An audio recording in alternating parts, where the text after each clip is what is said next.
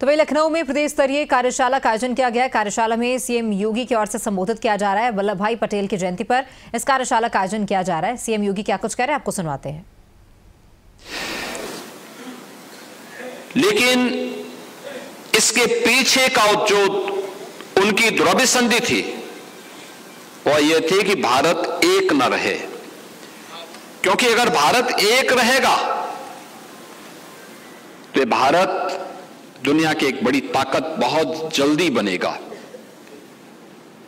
भारत के अंदर जो सामर्थ्य है, भारत की जो शक्ति है, वह शक्ति पुनः भारत को एक विकसित भारत के रूप में बना देगी। इस भय से वे भारत को अलग अलग टुकड़ों में बांटना चाहते थे, लेकिन भारत के दुर्भाग्यपूर्ण विभाजन के उपरांत जो स्वतंत्र भारत हमें प्राप्त हुआ, उस भारत में सौभाग्य से गृह मंत्री के रूप में और देश के उप प्रधानमंत्री के रूप में लौह पुरुष सरदार वल्लभ भाई पटेल जैसा एक सशक्त नेतृत्व भारत को प्राप्त हुआ।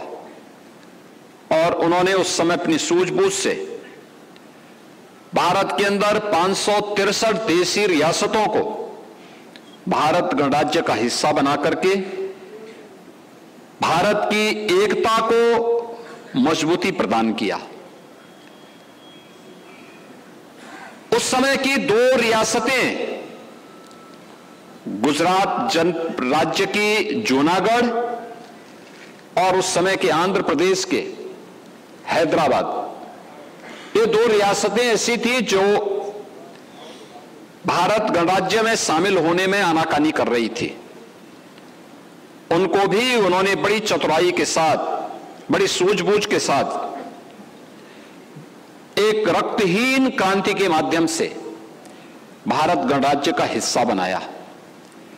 आज जो भारत का स्वरूप हमें दिखाई देता है, या भारत की जो एकता आज हमें दिखाई देती है, उत्तर से दक्षिण तक, पूरब से पश्चिम तक, यह लौह पुरुष सरदार वल्लभ भाई पटेल के कारण है। और इसलिए उनकी प्रति कृतज्ञता ज्ञापित करने के लिए उनकी जन्म जयंती को प्रधानमंत्री मोदी जी ने राष्ट्रीय एकता दिवस के रूप में आयोजित करने का निर्णय लिया। आज लगातार एक तरफ भारतीय जनता पार्टी और भारतीय जनता पार्टी से शासित केंद्र और राज्य सरकारें पूरे देश के अंदर एक भारत श्रेष्ठ भारत के इस अभियान को आगे बढ़ाने का कार्य कर रहे हैं। भारत की एकता के लिए, भारत की अखंडता को सुनिश्चित करने के लिए, भारत की सुरक्षा को सुनिश्चित करने के लिए, भारत को दुनिया की एक बड़ी ताकत के रूप में बना करके विकसित भारत की संकल्पना को पूरा करने के लिए पूरी ताकत के साथ आगे बढ़े हुए हैं। लेकिन वहीं बहुत सारे ऐसे तत्व भी हैं, राजनीतिक दल भी हैं, जो अंग्रेजों के द्वारा जो साजिश की गई थी, फूट डालो राज करो, उसको अंगीकार करके लगातार इस अभियान में लगी हुई हैं।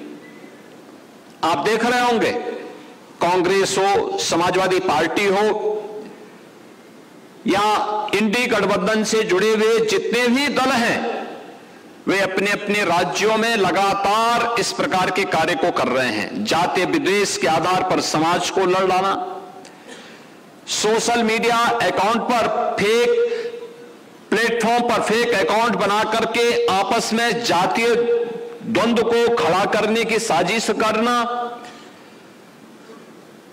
आपस में ही समाज के अंदर किसी न किसी कारणों से विवाद को आगे बढ़ाने के लिए पार्टियों को प्रेरित करना, जिससे समाज एक न रहे।